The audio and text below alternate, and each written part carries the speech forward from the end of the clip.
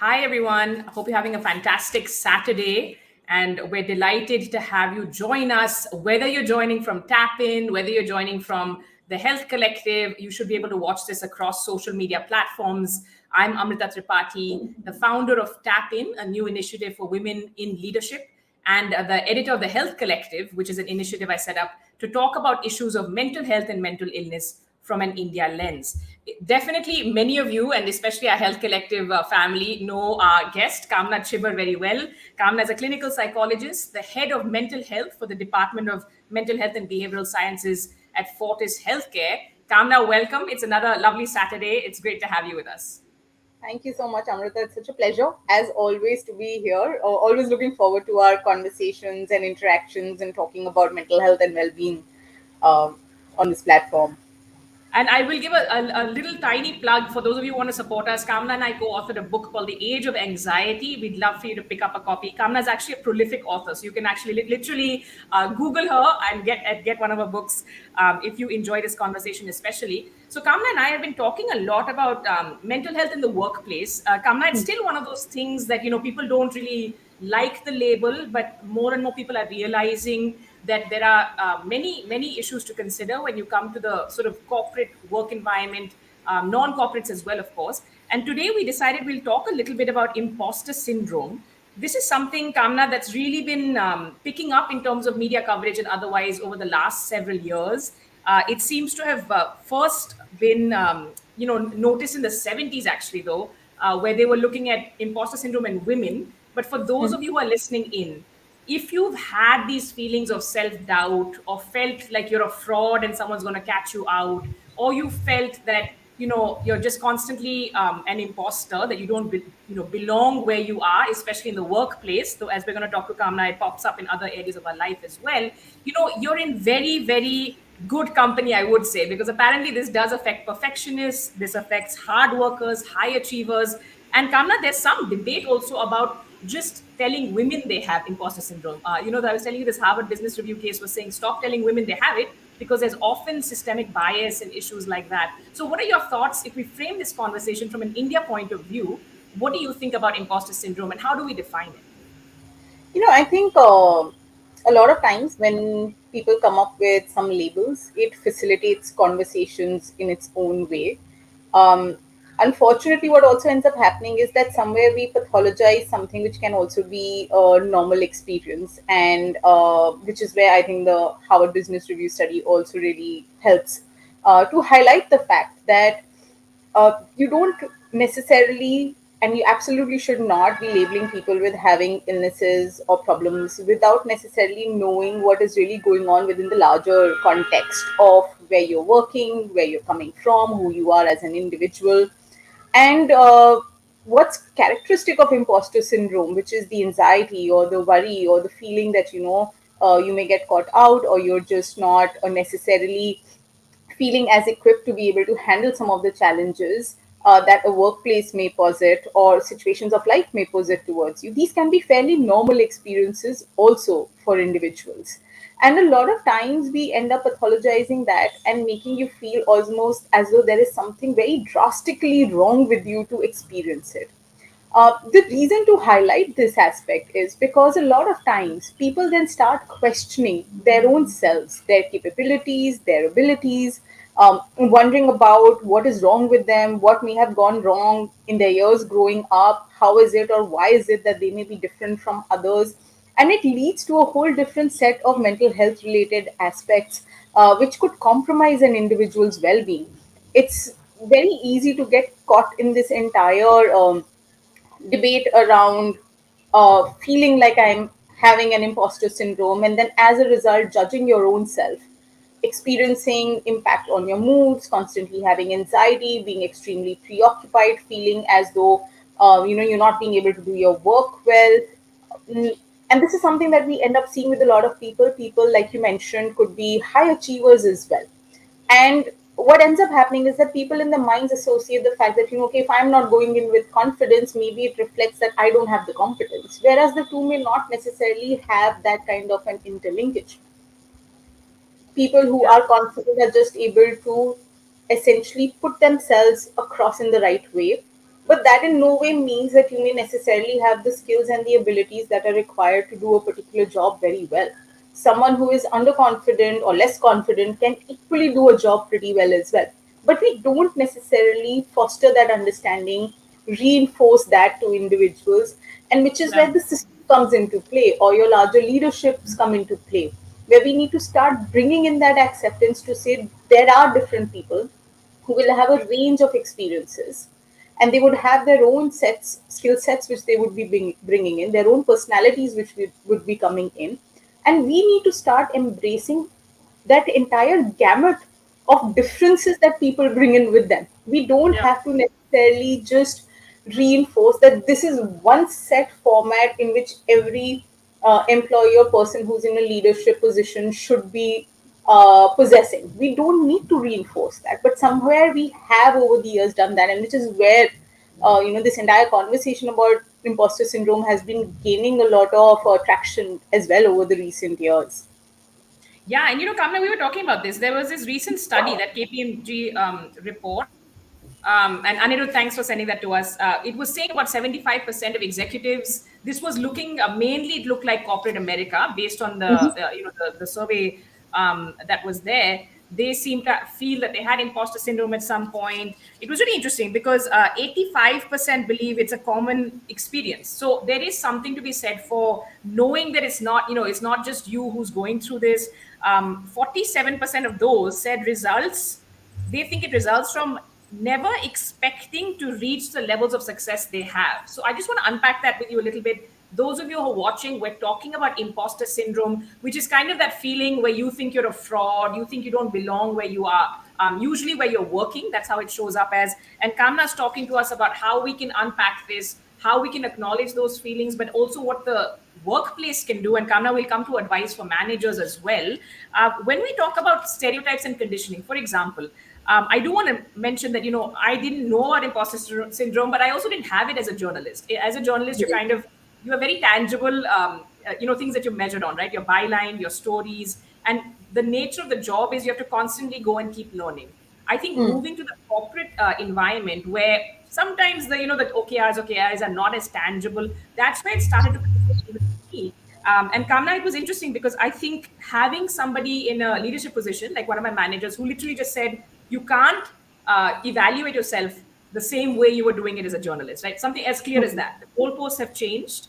The way you're evaluating yourself has changed. So, can you give us a few tips in terms of how do you deal with it once you know that it's something that's creeping up and, like you said, perhaps impeding other areas, leaching into other areas as well? See, I think a few things that people need to start keeping in mind if you're beginning to feel that kind of anxiousness and you constantly are reassessing or reevaluating or looking over your shoulder and wondering, did I do that right? There are a lot of doubts which are coming in. I think some of the things which you will have to try and find a hold on or a grasp of is one, looking at who you are. Having a great or a better understanding of your own self is something which is very, very critical, so that even when you're finding yourself in situations where you may not be getting reinforcement from the outside, your entire internal understanding of your own self, that self awareness piece, can contribute towards ensuring that you feel more positively about your own individual self. I think the second aspect is somewhere in your own mind, you need to start busting those myths about feeling that you need to be only a certain way, or certain types of people are the ones who are going to be associated with certain positions or certain achievements that they can have. Somewhere breaking that mindset is extremely important, and you need to start reinforcing to your own self that I may be different from another, or my expectations may have been different from my own self. But if I'm finding myself in something which is new, which is different, I would have gotten there because I had a certain skill set or something was noticed within me, and I need to be able to trust and believe in that and move forward with that belief system to say that, you know what, I will keep on building on that. That reinforcement from within the self is something which is very critical. And another role which is extremely important is that of the people who are around you. Your support system tends to be extremely critical. If you have family members or friends or colleagues who are constantly pulling the carpet from under your feet, who are always making you rethink what you did, why you did it, raising questions, or raising an eyebrow in concern, saying that maybe you didn't think this right, and not necessarily giving inputs on saying that, you know what, you did do this great, but perhaps perhaps this could have also been a helpful approach if they're not coming in with that problem solving approach, but only highlighting where are the problems. Maybe you need to just rethink those relationships and how you are engaging in them, because Yeah. that is also something which is constantly going to uh, increase those self doubts. And I think the fourth piece also is sometimes we have to also accept that the standards may need to vary. The perfectionism that you were referring to is something that we need to start re-looking at and saying that, you know what, every task, every aspect cannot necessarily be handled perfectly. Your intent counts, the effort that you put in counts. The outcome is not the only thing that you have to look at. The outcome a lot of times may not fall into place, not because of a lack of intent or investment or effort or ability. It sometimes things just don't come together. Yeah. And that is an experience that we have to learn to deal with without casting that excessive self blame and experiencing that guilt and then wondering about should I even be here. Yeah. So the analysis has to be not just about the self and what could I have done differently, but also about what was it within the situation, who were the other stakeholders, what was everyone else's role. Could there have been, if certain things within the situation were positioned differently, maybe the same approach would have worked. So you have to take a more holistic perspective on things, which I think goes missing when you're experiencing this imposter syndrome, because your focus is only inwards. Where am I going wrong and what am I doing which needs to be now changed, because I am feeling as though I am unacceptable in these settings. That's fantastic. Actually, Kamna, as always, any of you watching this, actually very clear guidelines that Kamna has laid out. One is have a better understanding of yourself, so that validation can't keep coming from outside. I think that's really critical, Kamna. Also, when we're talking about transitioning jobs, transitioning roles, because that's when we tend to be harder on ourselves. I'm going to pop in some of these comments as well, which we will get Kamna to address. She's saying also to start busting the myths that you need to be a certain way. And I love this, that leadership or certain roles are meant to be held by a certain kind of person, because that's also conditioning. We need to unlearn stereotypes, come in there. We need to accept that there's a lot of effort. We don't always have control over the outcomes. And then my favorite is the support system, Kamna, because we always talk about the support system as a net positive. But as you just said, they can be our most critical stakeholders. So we need to also have that balance. When you look at some of these comments that are coming in, which I'm also going to pop in to the chat. Ritesh, thank you for this. Good morning to you as well. Ritesh saying a sudden change in working environment affects our mind and thought process. If we are comfortable with the existing working style and suddenly the change comes in, how do we overcome that and accept that change, those changes? Kamna? So I think two pieces are very important. One, we tend to forget that if you are going through the transition and you're moving to a new place, please understand the system is also going through a transition because they're also bringing in a new person. The ownership is not on just the individual, but also the system which is bringing in the new person to undergo through that mutual change process. I think highlighting that mutuality is something which is extremely critical so that you're not again internalizing too much of the responsibility and taking ownership of pieces which are not yours, which allows you to be a little more relaxed and comfortable within your own self. I think the second aspect is that often when we are finding ourselves in these situations of transitions, we expect ourselves to move from being A to Z automatically very quickly. That's not how it works. You have to allow yourself a substantial period of time. One of the things which I would always share within therapy when I'm working with my patients is that if you're going through a new process, whether it is a transition in a relationship, whether it's in your workspace, whether you're moving to a new city, give yourself at least the next 6, 8 months before you think that you should now have a better handle or a grip on things. If you're expecting that from day one you will be able to do things in a different manner, completely adapted to the system, that can't happen because you don't know the new system.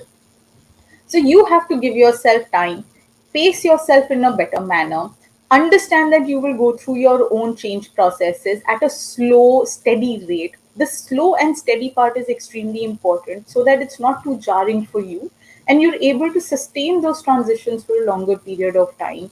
Your role is to absorb. Your role is not to just keep on pushing and pushing your own self, but absorb, understand, and then start bringing about the shifts in a systematic manner. That is something which is very important. You need to be open and receptive to feedback, to inputs, have more conversations with the peers, with the colleagues, the new people that you're engaging with. Share with them where are you finding it to be a challenge, because they cannot mind read and understand that you would be experiencing a difficulty somewhere. Yeah. That would enable a process of communication to get enhanced, which could get you some more critical inputs on what could you do differently to be able to enhance your own adaptation. But most importantly, give yourself time and talk Mm. about your experiences.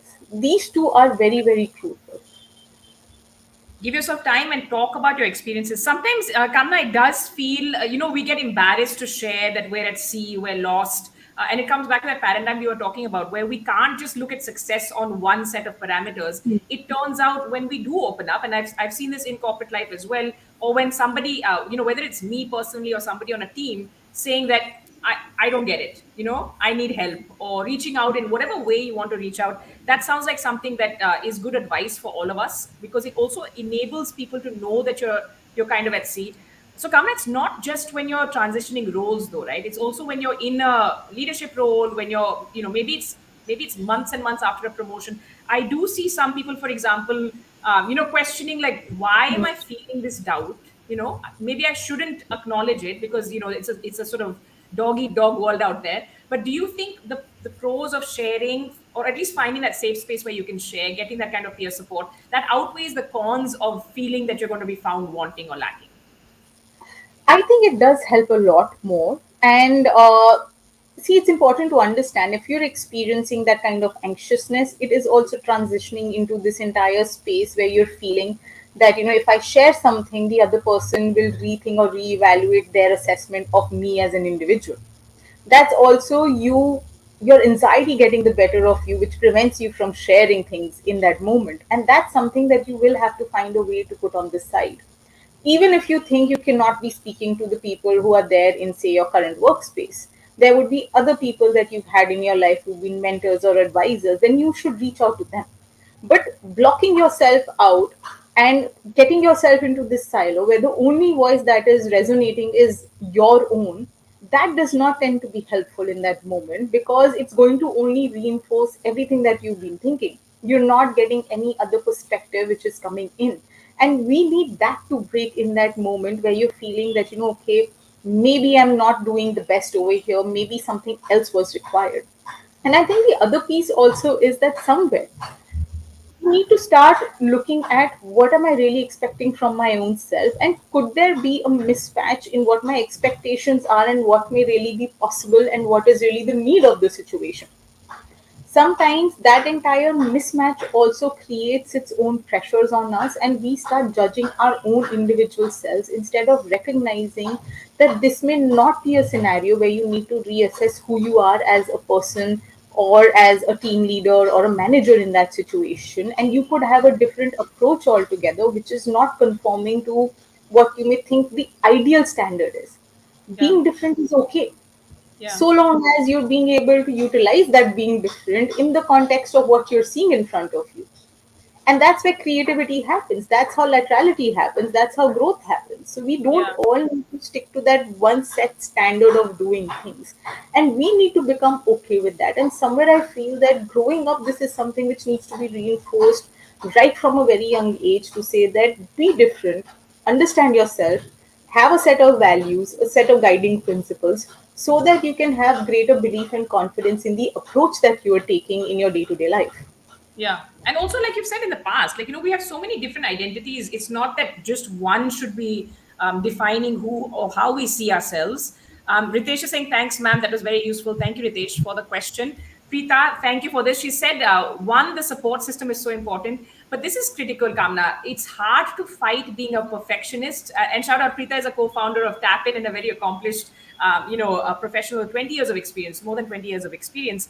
It is hard to fight being a perfectionist. Where does that come from, and how does that tie into what you've been saying about tackling imposter syndrome? I think perfectionism ends up being a trait which gets reinforced over a certain period of time in our life, especially growing up as a young person. This becomes the expectation or the norm which has probably been reinforced to you as an individual, that everything that you're doing, you need to do it in a certain standard way. There is an expectation. You need to be able to ensure that you're getting the best outcomes. There can't be any variance in the way you're doing things. These are reinforcements which happen growing up usually. And somewhere it's also linked to the fact that, we are not able to accommodate the understanding that you can think of perfectionism as doing something in a certain set standard way, but what you're not recognizing is that an alternative way could also be an okay, or in fact an even better way of doing things. And when you get too rigidly stuck in these frames, they tend to impact you, because what it does is that when you're not achieving that standard that you thought you need to accomplish, it makes you again go into that loop of feeling worried, feeling concerned, getting anxious, getting really worried, wondering about your own ability to really do what is needed in a situation.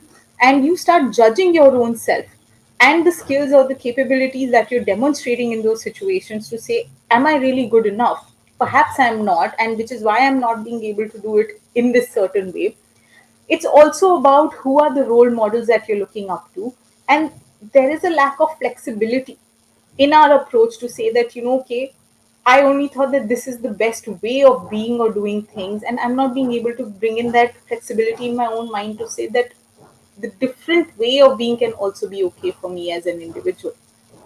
So these are some of the things which I think are extremely important and critical, which we need to keep in mind when we're looking at imposter syndrome, and when we're looking at perfectionism in the context of imposter syndrome. That it's something that we would need to keep on working on within our own self, by reinforcing that alternative ways of being can also be acceptable.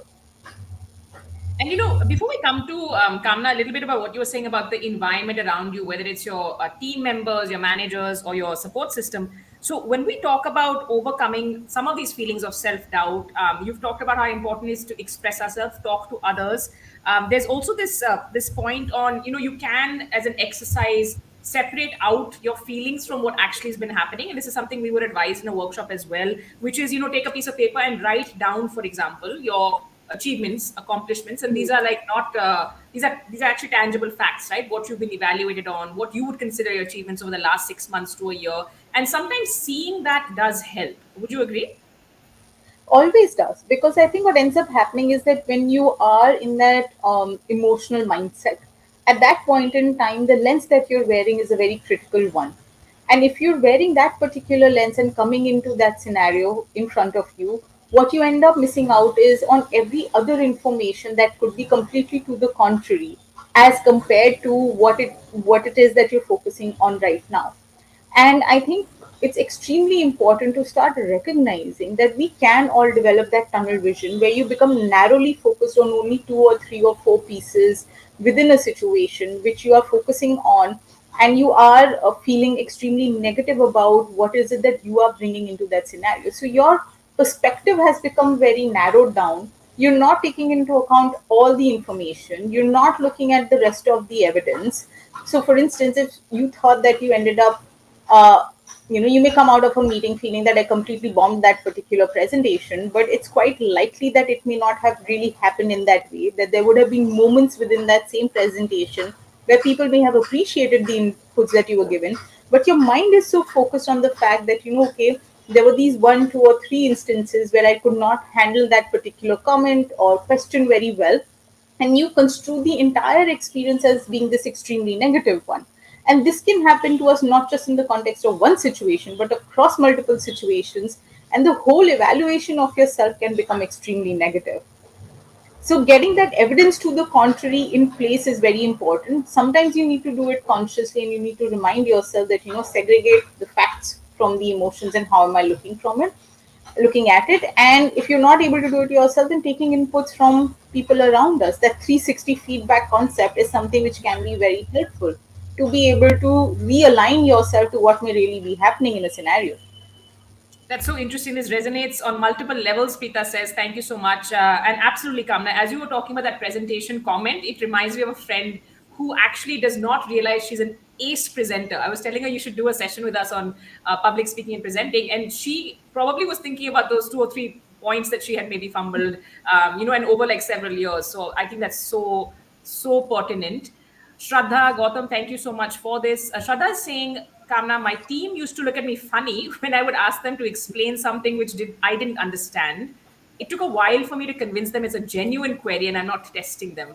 Oh, the corporate environment is something else. How would you react to this?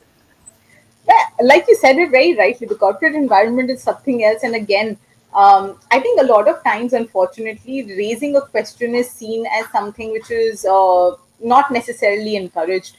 You're expected to know things in a certain way, and if there is someone who is willing to raise that question, people around them a lot of times give them those physical looks to say that, really, are you asking me this question?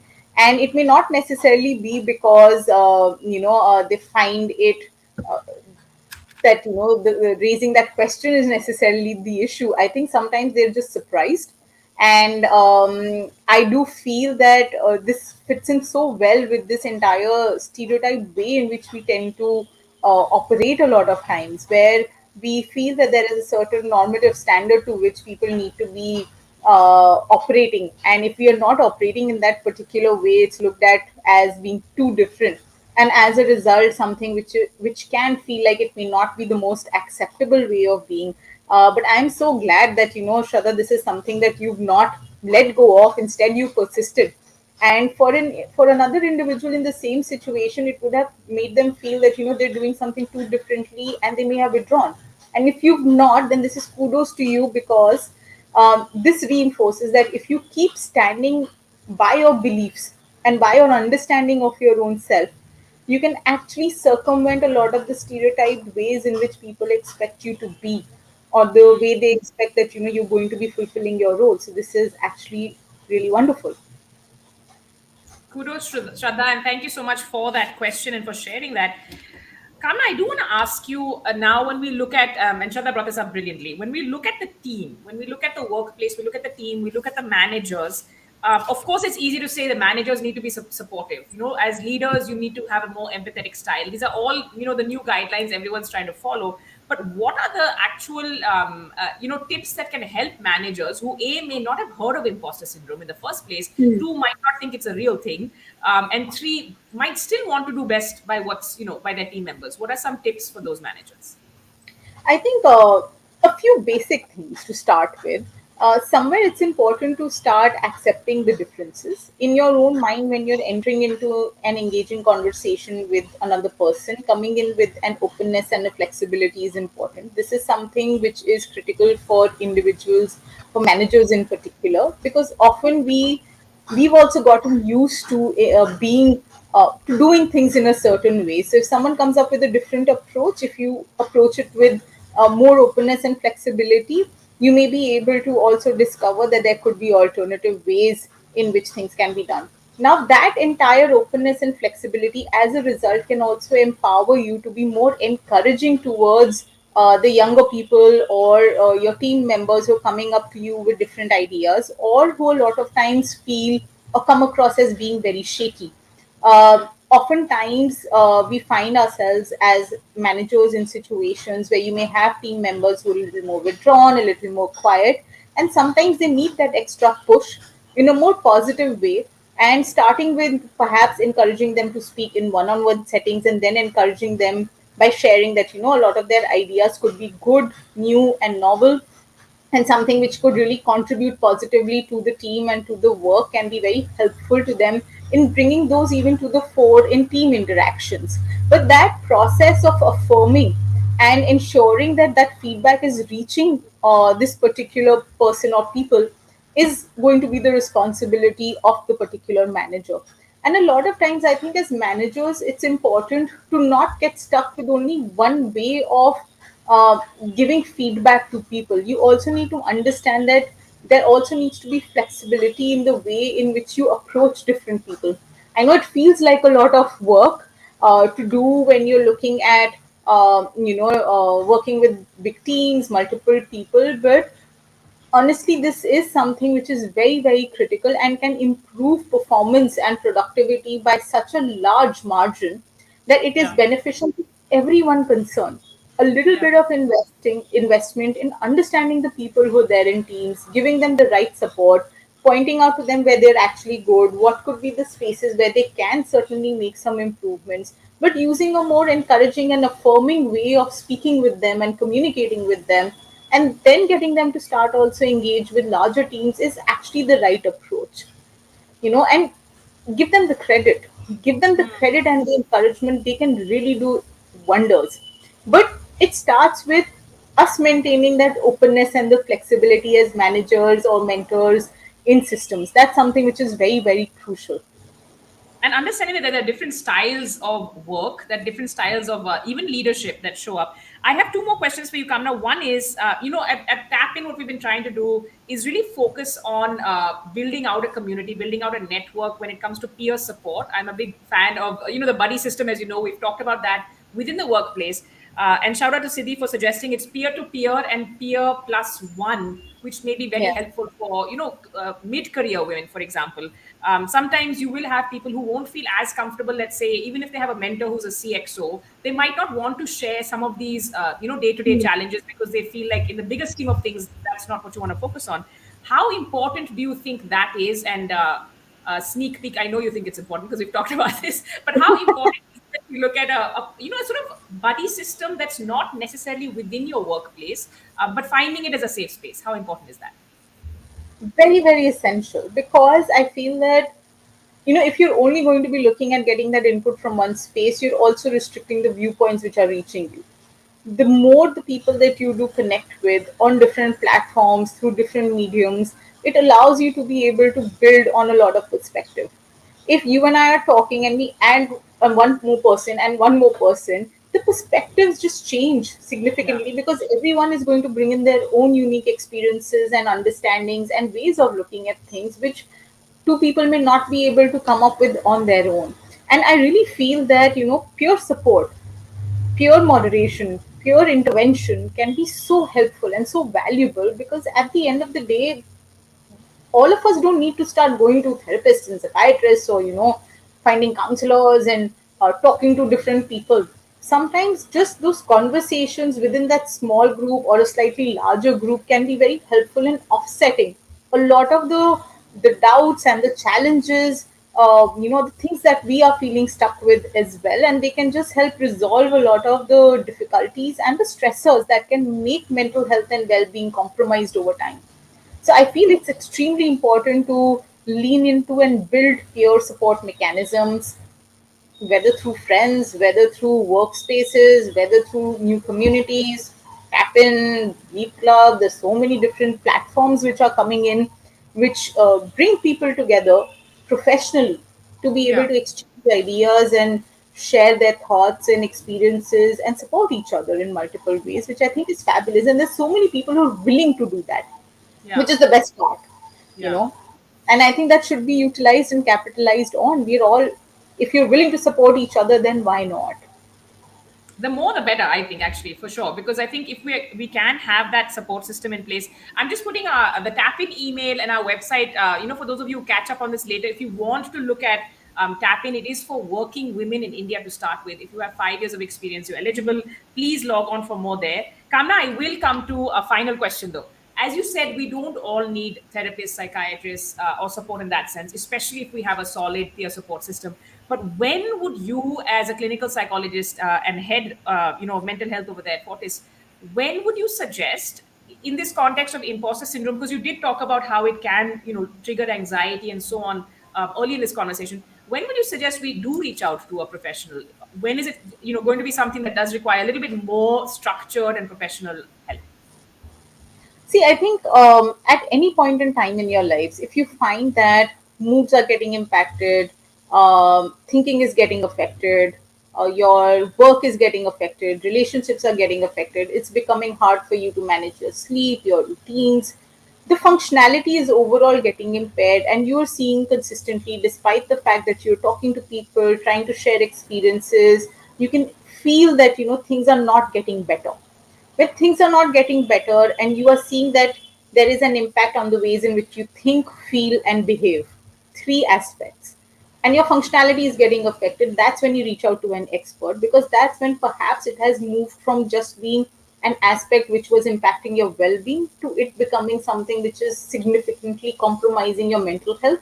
And before it reaches that point where it transitions into becoming a full-fledged mental health related illness, it's important to seek intervention. Early interventions always help. We don't keep telling people that, you have a small concern, you run to a therapist. We all will have stresses in our lives, we will all have challenges. Most of them get resolved, and you would find that, even if a few days have gone by and you were struggling with something, you were able to work through it either on your own or with the help of support systems, and then it does not affect you. But if things are persistently affecting you, you're not being able to let go of them, they are sticking with you, affecting, like I said, your thoughts, your feelings, your responses, your functionality is getting impaired, please reach out to an expert. That is something which is extremely important to ensure that you can take care of your own selves in the long run. I think that's such an important message, Kamna, because we also need to, one on one or one to many, one in a group, kind of do away with that fear factor. I think that does tend to creep in, right? When we say that, oh, if I reach out to someone, that means it's a big problem. No, it's the other way around, as Kamna is saying. The earlier you look out for help, the better.